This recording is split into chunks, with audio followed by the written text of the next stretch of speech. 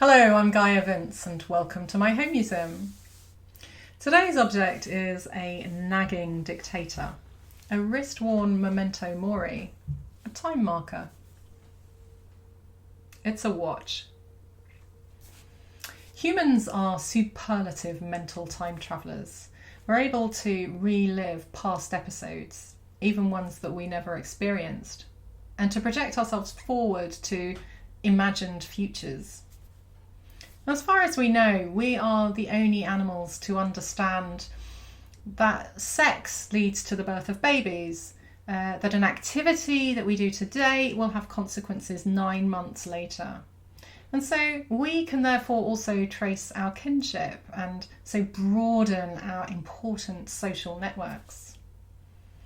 And humans also know their mortality, that we will one day die.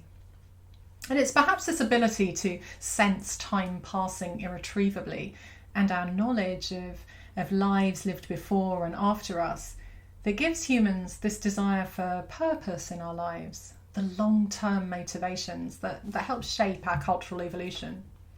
Our time mastery also gives us our history and the perspective that comes with understanding long-term cultural and environmental change.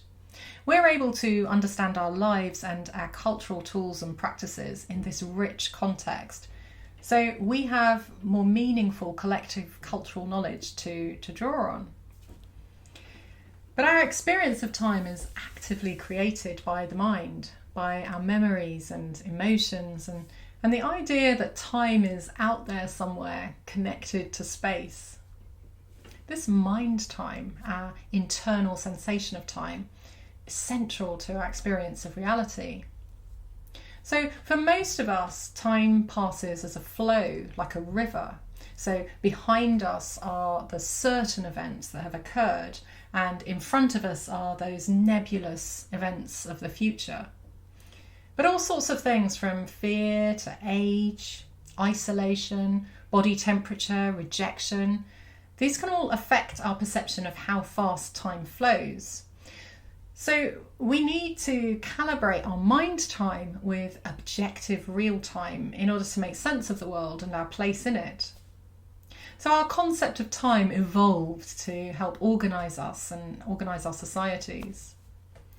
It was the Romans who were the first culture to really have their lives meted out by time in a way that we would recognise in the industrial West. They had sundials, and sundials have become sophisticated and were everywhere in public spaces, and they were even privately owned. In fact, by the 1st century BC, the Roman architect Vitruvius could list 13 different types of sundials.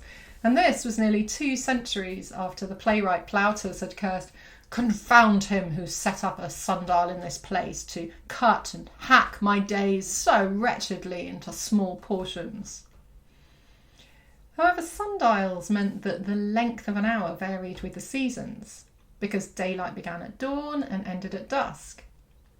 Timekeeping wouldn't become divorced from the motions of the heavens until the 14th century. And this happened with the invention of the escapement mechanism, and this was a device to regulate the rotation of a wheel pulled by a falling weight. And a wheel like this could operate a gear mechanism, and that could strike a bell on the hour.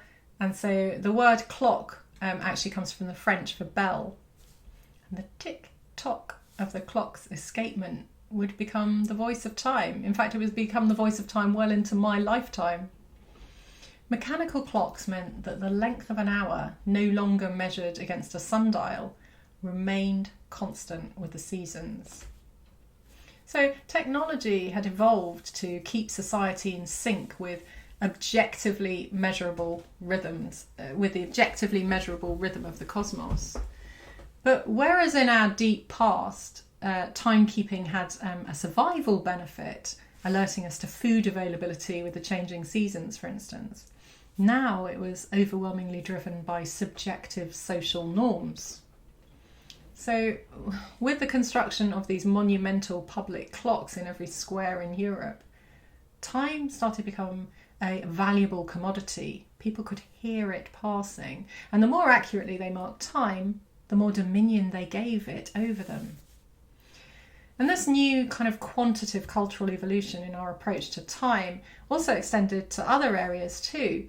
So, for instance, there was new precision in weights and measures, in monetary standards, double entry bookkeeping, perspective in paintings, and polyphonic music.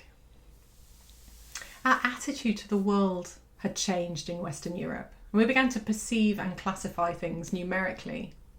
And wasting time began to be seen not just as foolish, but also as sinful.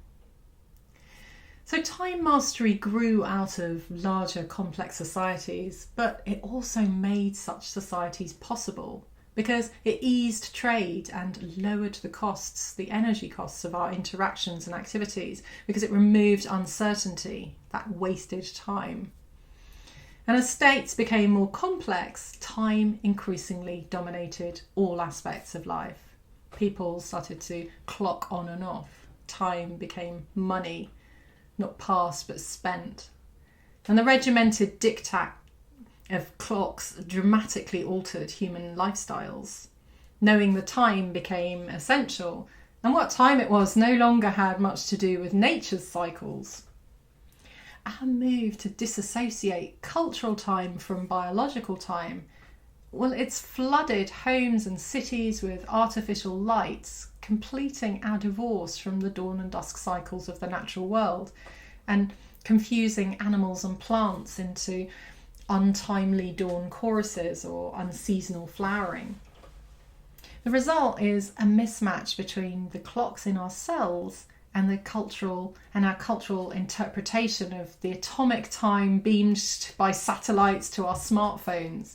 So we work late in the evenings and rise early in darkness, and we live, most of us, in perpetual jet lag.